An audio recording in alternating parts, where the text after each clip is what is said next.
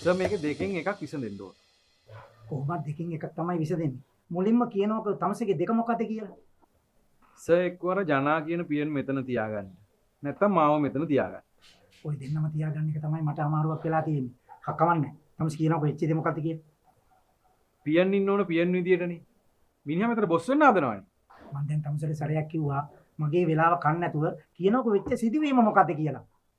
මිනිහා මට අද බූරුවා කියලා බැන්නා. අර සෙනග ඔක්කොම ඉස්සරහ.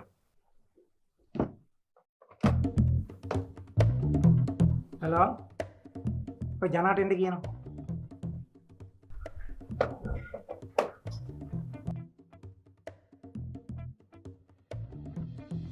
සේමට කතා කරා සර්. තමුන් දන්නවද වැදගත් මහත්යෙකුට බූරුවා කියන එක අපහාස කිරීමේ චෝදනාව මත නඩුවක් වුණත් දාන්න පුළුවන් කියලා. සයිතකොට බූරුවෙකුට මහත්තයා කියලා කතා කරන කවුල්ද? නෑ නෑ නෑ. බූරුවෙක්ට මහත්යා කියලා කතා කරන එකේ අවුලක් ඇති වෙන්න විදියක් නෑනේ.